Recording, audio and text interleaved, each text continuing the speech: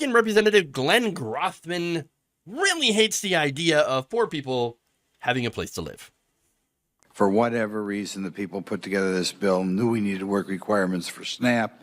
They said we shouldn't have them for Medicaid, which kind of I predicted, but they left low-income housing untouched. I think as far as discouraging work and discouraging marriage, I think low-income housing is even a more dangerous program than the food stamps. So I'm including low-income housing in the mix of having work requirements. The amendment as drafted just includes Section 8 housing, which is an error on my part because there are other low-income housing as well.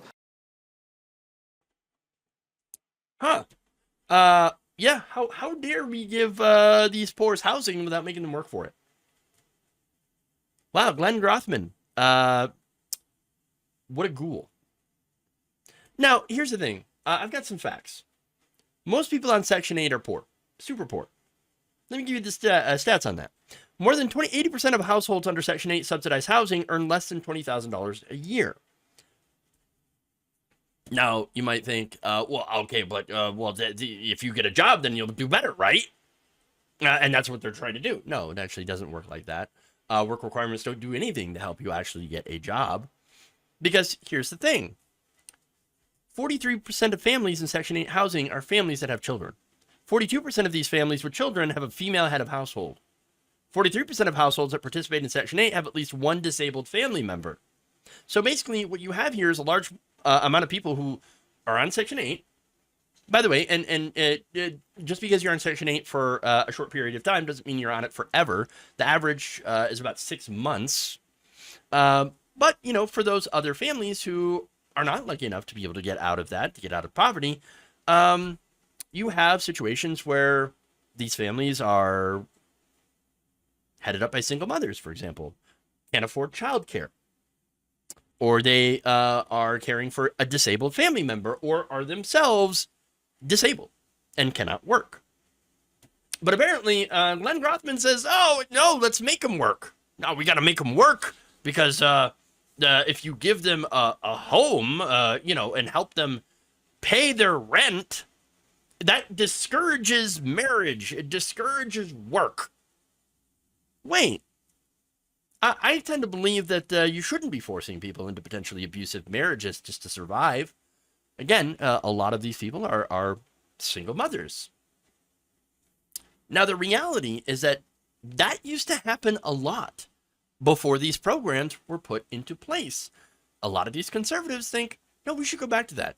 Yes, put women into potentially abusive, terrible marriages, instead of giving them, a home where they can not be abused, and a little bit of government subsidies to help them pay the rent while they, raise their children, and get them to a point where they can actually go back to work.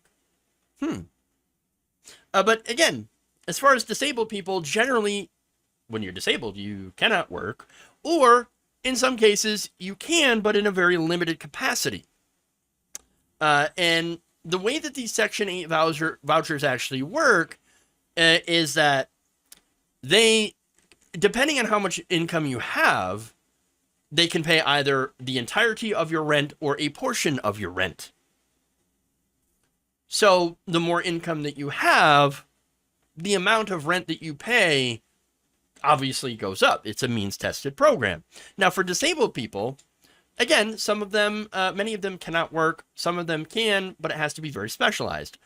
In specialized workplaces that are more understanding. Those are not easy to find.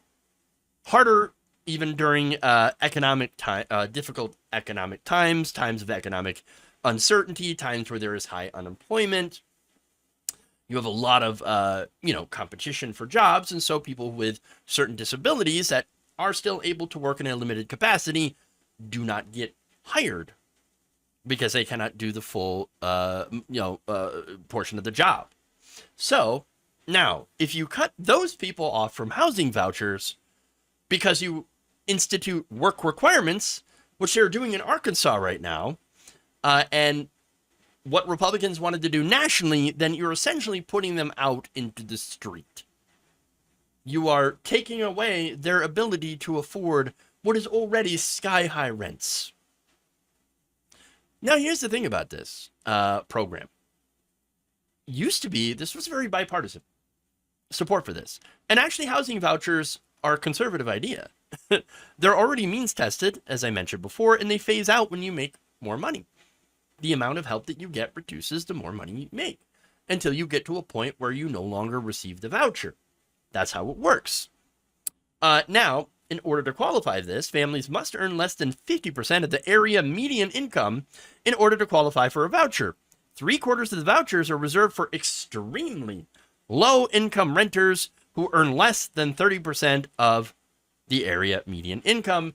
They're also very difficult to receive, and if you are able to receive them, there are many landlords who refuse to honor them.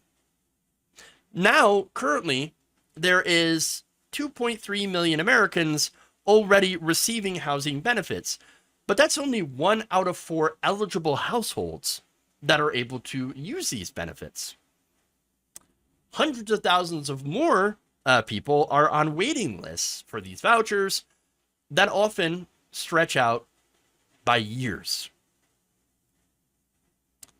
Now, one of the reasons that people are on, this waiting list is because you have, to quote our good friend Jimmy McMillan, if you remember him, the rent is too damn high. Yes, it is increased far beyond people's ability to be able to afford rents. There is also, in this country, in America, there is no childcare help. So, of course, single mothers are not able to work. So, and by the way, because childcare costs are so expensive, there's a lot of women who could work, but choose not to because they would actually be making less when they go to work to these jobs than they would have to pay in childcare. So they would make less. They would actually be worse off of trying to pay the childcare. So obviously the solution there is to, for them personally, they make the decision like, well, I can't go to work because I can't afford childcare. It puts me in an even bigger hole than I'm already in. It's a no-win situation. This guy says, no, I don't care. I'm going to put you out in your ass.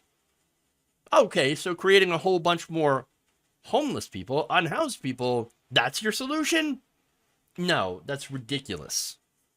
It's a terrible solution that would just punish poorest of the poor for the crime of just simply being poor. But that's who this guy is. That's who the Republicans are. That's who Mr. Grothman is. We'd rather have homeless people than spare just a penny to help them. And by the way, being homeless also makes it more difficult for you to get a job. But as usual, with a lot of these right-wing policy positions on economics and on welfare, well, the cruelty is the point. All they want to do is just be absolutely cruel. And Mr. Grothman has a history of putting up some pretty disastrous bills, and that target, once again, single mothers, blaming them for crime and violence. And we know exactly what he's referring to. So add on this guy being misogynist and also a little bit of a racist. That's who Mr. Glenn Grothman is. So certainly when people tell you who they are, believe them.